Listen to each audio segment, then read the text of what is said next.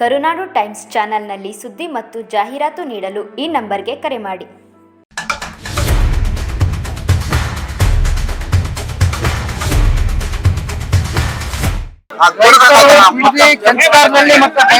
ಸೇರಿದಂತೆ 10 ಹಳ್ಳಿಗಳ ವ್ಯಾಪ್ತಿಯಲ್ಲಿ ಜಿಬಿಐಟಿಯನ್ನ ರಚಿಸಬೇಕು, ಜಿಬಿಡಿ ಮೂಲಕ ಇದನ್ನ ಅಭಿವೃದ್ಧಿಗೊಳಿಸಬೇಕು ಅಂತಕ್ಕಂಥದ್ದು ಸರ್ಕಾರ ಒಂದು ಹುನ್ನಾರವನ್ನು ನಡೆಸ್ತಾ ಇದ್ದಾರೆ.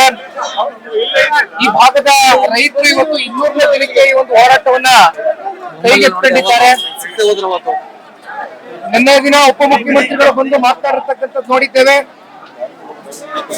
ಈ ವಿಷಯದ ಬಗ್ಗೆ ರೈತರ ಜೊತೆಯಲ್ಲಿ ಯಾವ್ಯಾವ ರೀತಿ ವರ್ತನೆಯನ್ನ ಮಾಡಿದ್ದಾರೆ ಅಂತಕ್ಕಂಥದ್ದು ಕೂಡ ಇಡೀ ರಾಜ್ಯದ ಜನತೆ ನೋಡಿದ್ದಾರೆ. ಒಟ್ಟಾರೆಯಾಗಿ ಇಲ್ಲಿರ್ತಕ್ಕಂಥ ರೈತರು ಹೇಳ್ತಾ ಇರ್ತಕ್ಕಂಥದ್ದಿಷ್ಟೇ,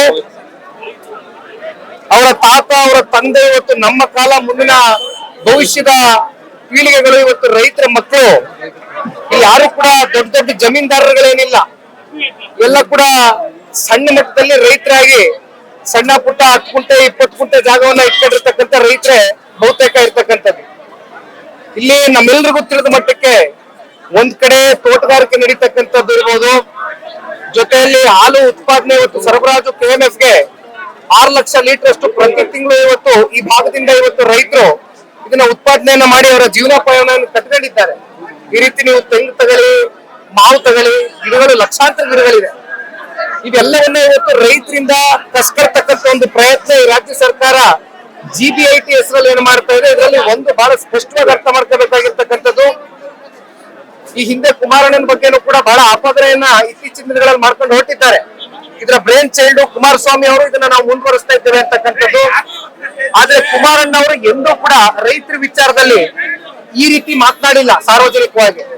ಬದಲಾಗಿ ಅವರು ಮುಖ್ಯಮಂತ್ರಿಗಳಾಗಿದ್ದಾಗ ಕೃಷ್ಣ ಕಚೇರಿಯಲ್ಲಿ 2 ರಿಂದ 4 ಸಭೆಗಳು ನಿರಂತರವಾಗಿ ಈ ಭಾಗದಲ್ಲಿ ಇರ್ತಕ್ಕಂಥ ರೈತ ಹೆಣ್ಣು ಮಕ್ಕಳು ಸೇರಿದಂತೆ ಮಕ್ಕಳು ಇಡೀ ಕುಟುಂಬಸ್ಥರ ಜೊತೆಯಲ್ಲಿ ಕುತ್ಕೊಂಡು ಒಂದು ಮುಖ್ಯಮಂತ್ರಿಗಳಾಗಿ ಕುತ್ಕೊಂಡು ಚರ್ಚೆ ಮಾಡಿ ಇದರ ಸಾಧಕ ಬಾಧಕಗಳೇನು, ಇದರಲ್ಲಿ ಮುಂದಿನ ದಿನಗಳಲ್ಲಿ ಯೋಜನೆ ಆಗ್ತಕ್ಕಂಥ ನಿಟ್ಟಿನಲ್ಲಿ ಕೇವಲ ಬಿಡದಿ ಒಂದೇ ಇರಲಿಲ್ಲ, ಸೋಲೂರ್ ಇತ್ತು, ಸಾತ್ನೂರ್ ಇತ್ತು, ನಂದಗುಡಿ ಇತ್ತು, ಅದ್ರಲ್ಲಿ ಬಿಡದಿನ ಕೂಡ ಸೇರಿತ್ತು. ಬಿಡದಿನ ಒಂದು ಪೈಲಟ್ ಪ್ರಾಜೆಕ್ಟ್ ಆಗಿ ಮಾಡಬೇಕು, ಇಲ್ಲಿಂದ ಏನಾದ್ರೂ ನಮ್ಮ ರೈತರನ್ನ ಆರ್ಥಿಕವಾಗಿ ಸಬಲರಾಗಿ ಮಾಡ್ಬೇಕು ಅಂತಕ್ಕಂಥ ಆಲೋಚನೆ ಅವರಲ್ಲಿ ಇದ್ದಂಥದ್ದು. ಆದ್ರೆ ಅವತ್ತು ರೈತರು ಯಾವಾಗ ಇದನ್ನ ಕೈ ಬಿಡಿ ಅಂತಕ್ಕಂಥದ್ದನ್ನ ರೈತರು ತಿಳಿಸಿದ್ರು, ಅಷ್ಟರಲ್ಲಿ ಸರ್ಕಾರನು ಕೂಡ ನಮಗೆ ಗೊತ್ತಿದ್ದಂಗೆ ಅಧಿಕಾರನು ಕೂಡ ಹೋಯ್ತು. ಆ ಸಂದರ್ಭದಲ್ಲಿ ಇವೆಲ್ಲವೂ ಕೂಡ ಸೈಲೆಂಟ್ ಆಗಿತ್ತು. ಆದ್ರೆ ಈಗ ಮತ್ತೆ ಹೊಸದಾಗಿ ಇವತ್ತು 9,000 ಎಕರೆ ಜಮೀನನ್ನ ಈ ಭಾಗದಲ್ಲಿ ಇವತ್ತು ಅಕ್ವಿಸಿಷನ್ ಮಾಡ್ತಕ್ಕಂಥ ಪ್ರಾಸೆಸ್ಗೆ ಈಗಾಗಲೇ ಕೈಯನ್ನು ಏನ್ ಹಾಕಿದ್ದಾರೆ. ಪ್ರತಿನಿತ್ಯ ನಾವು ನೋಡ್ತಾ ಇದ್ದೇವೆ, ಇಲ್ಲಿ ಮಂಜಣ್ಣವ್ರು ನನ್ನ ಜೊತೆಲಿದ್ದಾರೆ. ಪ್ರತಿನಿತ್ಯ ವಿಡಿಯೋಗಳು ಇವತ್ತು ವಾಟ್ಸ್ಆಪ್ ಮೂಲಕ ಹರಿದು ಬರ್ತಾ ಇದೆ. ಇವತ್ತೇನು ಹಳ್ಳಿಗಳಿಗೆ ಹೋಗ್ತಕ್ಕಂಥದ್ದು, ಇಲ್ಲಿರ್ತಕ್ಕಂಥ ಅಧಿಕಾರಿಗಳು, ಜಿಬಿಡಿ ಅಧಿಕಾರಿಗಳು ತಗೊಳ್ಳಿ, ಪೊಲೀಸ್ ಅಧಿಕಾರಿಗಳು ತಗೊಳ್ಳಿ, ಇವರೆಲ್ಲರೂ ಕೂಡ ಇವತ್ತು ಏನು ಜಾಯಿಂಟ್ ಸರ್ವೆಗಳು ಪ್ರಕ್ರಿಯೆ ಮಾಡಬೇಕು ಅಂತಕ್ಕಂಥದ್ದು ಇವತ್ತು ರೈತರ ಕನ್ಸೆಂಟ್ ಇದ್ರೆ ಇವತ್ತು ಮಾಡ್ಲಿಕ್ಕೆ ಹೊರಟಿದ್ದಾರೆ.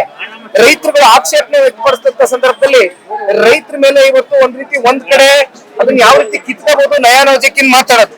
ಕೊನೆಗೆ ಅವ್ರು ನಾವು ಕೊಡಕ್ ಆಗದೇ ಇಲ್ಲ, ನಾವು ಪ್ರಾಣ ಬಿಟ್ಟರು ಸರಿ, ನಮ್ ಜಾಗ ನಾವು ಕೊಡ್ಲಿಕ್ಕೆ ಸಿದ್ಧ ಇಲ್ಲ ಅಂದಾಗ ಅವ್ರನ್ನ ಮತ್ತಿನ್ಯಾವ ರೀತಿ ಬೆದರಿಕೆ ಹಾಕಿ ಇವತ್ತು ಈ ಜಾಗವನ್ನ ಕಸ್ಕೊಳ್ಬಹುದು ಅಂತಕ್ಕಂಥದ್ರ ಬಗ್ಗೆ ಇವತ್ತು ಈ ರಾಜ್ಯದ ಗೌರವಾನ್ವಿತ ಉಪಮುಖ್ಯಮಂತ್ರಿಗಳು ಅವರ ಈ ಪಾಪ ಅದೆಂತದ್ದು AICT ನಿರ್ಮಾಣ ಅಂತಾರಲ್ಲ ಸ್ವಾಮಿ, ಇಲ್ಲಿ KIDB 910 ಎಕರೆ ಅಕ್ವಿಸಿಷನ್ ಆಗಿದೆ. ಆರೋಹಳ್ಳಿ, ಕೆಂಚಗನಹಳ್ಳಿ ಕಾವಲ್ನಲ್ಲಿ ಎಷ್ಟು 910 ಎಕರೆ. ಅದೇನೋ AICT 2000 ಎಕರೆ ಮಾಡ್ತೀನಿ ಅಂತ ಇದಾರಲ್ಲ, ಮಾಡಿ ತೋರಿಸ್ರಿ. ಅಲ್ಲಿ ಅಕ್ವಿಸಿಷನ್ ಯಾವ ಪುರುಷಾರ್ಥಕ್ಕೆ ಮಾಡಿದಿರಿ? KIDB ಅಕ್ವಿಸಿಷನ್ ತೋರಿಸ್ರಿ, ಜನಕ್ಕೆ ವಿಶ್ವಾಸ ಮೂಡಿಸ್ರಿ. 3 ವರ್ಷದಲ್ಲಿ ಪ್ರಾಜೆಕ್ಟ್ ಕಂಪ್ಲೀಟ್ ಮಾಡಕ್ ಆಗ್ತದೆ ಸ್ವಾಮಿ. 20,000 ಕೋಟಿ ಇವತ್ತು ಹೇಳ್ತಾ ಇದ್ರೆ 20,000 ಕೋಟಿ ಈ ಪ್ರಾಜೆಕ್ಟ್ ನ ಬೆಲೆ. ಕುಮಾರಣ್ಣ ಅವ್ರು ಏನ್ ನಿಗದಿಪಡಿಸಿದ್ರು? ಅವತ್ತಿಗೆ 60,000 ಕೋಟಿ ನಿಗದಿಪಡಿಸಿದ್ರು ಕಣ್ರಿ ಪ್ರಾಜೆಕ್ಟ್ ನ ಬೆಲೆ. ಇವತ್ತು ನೀವು 3 ರಿಂದ 4 ಲಕ್ಷ ಕೋಟಿ ಪ್ರಾಜೆಕ್ಟ್ ಬೆಲೆ ಆಗ್ಬೇಕಾಗಿತ್ತು. ಇವತ್ತು ಎಷ್ಟು ಕೊಡ್ಬೇಕಾಗಿತ್ತು ನೀವು ರೈತರಿಗೆ ಕಾಂಪನ್ಸೇಷನ್? ಅವತ್ತು ಕುಮಾರಣ್ಣ ಅವ್ರು ಎಕರೆ 30 ಲಕ್ಷ ಕೊಡ್ತೀನಿ ಅಂದಿದ್ರು, ಆನ್ಯುಟಿ ಕೊಡ್ತೀನಿ ಅಂದಿದ್ರು ಪ್ರತಿ ವರ್ಷ. ನೀವೇನ್ ಹೇಳ್ತಾ ಇದೀರಿ ಈಗ? ಅದು ಬಾಯಿ ಮಾತಲ್ಲಿ 1.25 ಕೋಟಿನೋ 1.5 ಕೋಟಿನೋ ಕೊಡ್ತೀನಿ ಅಂತ ಹೇಳ್ತೀರಿ. ನಿಮ್ ಹತ್ರ ಕೊಡಕ್ ದುಡ್ಡಿದ್ಯಾ? ಇನ್ನ ಅದೆಂತದ ಮಾತಿರ್ತಿದ್ರೆ ಇಲ್ಲೇನೋ BA ಮಾಡಿ ಅಂತ ಸಾಲ ತಗತೀವಿ 2,950 ಕೋಟಿ, ಇನ್ನ ಬಾಹ್ಯ ಸಾಲ ಅಂತ ಹೇಳ್ಕೊಂಡಿದೀರಿ.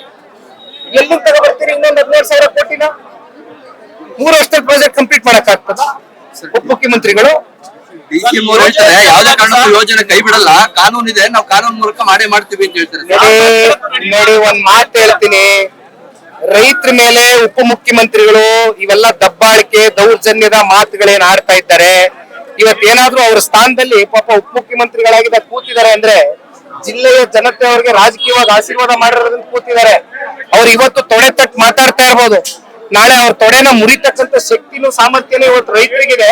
ಅದು ಮುಂದಿನ ದಿನಗಳಲ್ಲಿ ನಾವು ಹೋರಾಟ ಇಲ್ಲಿಗೆ ಕೈ ಬಿಡ್ತಕ್ಕಂಥದ್ದಲ್ಲ. ಇದು ಪಕ್ಷಾತೀತವಾದಂತ ಇಲ್ಲಿ ಯಾವುದೇ ರಾಜಕೀಯ ಬೆರೆಸ್ತಕ್ಕಂಥ ಪ್ರಶ್ನೆ ಇಲ್ಲ ಅಂತ ನಾನು ಪ್ರಾರಂಭಿಕವಾಗಿ ಮಾತನಾಡಬೇಕಾದ್ರೆ ಹೇಳಿದ್ದೇನೆ. ಮತ್ತೆ ಹೇಳ್ತಾ ಇದ್ದೇನೆ, ಸಮಯ ಬಂದು ಅಂತ ಏನಾದ್ರೂ ಸಂದಿಗ್ಧ ಪರಿಸ್ಥಿತಿಯನ್ನ ನಮ್ಮ ಈ ಸರ್ಕಾರ ನಮ್ಮ ರೈತರಿಗೆ ದೂಡಿದ್ರೆ ನಾವು ಇಲ್ಲಿಂದ ಸೀದಾ ಒಂದು ರೈತ ನಿಯೋಗ, ಈ 3,500 ರೈತ ಕುಟುಂಬಗಳು ಇವತ್ತು 15,000 ಜನ ಜನಸಂಖ್ಯೆ ಇವತ್ತು ಮಾಸೇನಿದ್ದಾರೆ, ಎಲ್ಲರ ಸಮೇತವಾಗಿ ಇವತ್ತು ವಿಧಾನಸೌಧವನ್ನ ಲಗ್ಗೆ ಮಾಡ್ತಕ್ಕಂಥದ್ದಷ್ಟೇ ಅಲ್ಲ, ಮಾನ್ಯ ಮುಖ್ಯಮಂತ್ರಿಗಳನ್ನ ಭೇಟಿ ಮಾಡಿ ಈ ಪ್ರಾಜೆಕ್ಟ್ ನ ಕೈ ಬಿಡಿಸ್ತಕ್ಕಂಥದಕ್ಕೆ ರೈತರ ಜೊತೆ ನಾವು ನಿಲ್ತೇವೆ. ಅಂದ್ರೆ ಸರ್ ಕುಮಾರಸ್ವಾಮಿ ಮಾಡಿದ ತಪ್ಪನ್ನ ನಾನ್ ಮಾಡಲ್ಲ ಅಂತ ಹೇಳಿ ಸರ್.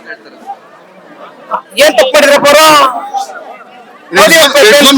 ಒಂದ್ ಸೆಕೆಂಡ್ ಪೆನ್ ಪೇಪರ್ ಕೊಟ್ಟಾರಲ್ಲ, ಆ ಪೆನ್ ಪೇಪರ್ ಅಲ್ಲಿ ಇವತ್ತು ಅದೇನ್ ತಿದ್ದಬೇಕು, ತಿದ್ದಪ್ಪ ಯಾರು ತಪ್ಪು ಮಾಡಿದ್ರೆ ಯಾರು ನಿನ್ನೇನ್ ಸರಿಪಡಿಸೋದಕ್ಕೆ ನಿನ್ ಪೇಪರ್ ಕೇಳಿದ್ದಲ್ಲಪ್ಪ, ಪೆನ್ನು ಕೊಟ್ಟಾರಲ್ಲ, ಮಾಡ್ಲಿ. ನಮ್ ಶಿವಕುಮಾರಣ್ಣ ಸ್ವಾಗತ ಮಾಡಿ ತಗೊಂಡು ಹೋಗ್ತೀವಣ್ಣ. ರೈತರಿಗೆ ಕಾಪಾಡೋದಷ್ಟೇ, ರೈತರಿಗೆ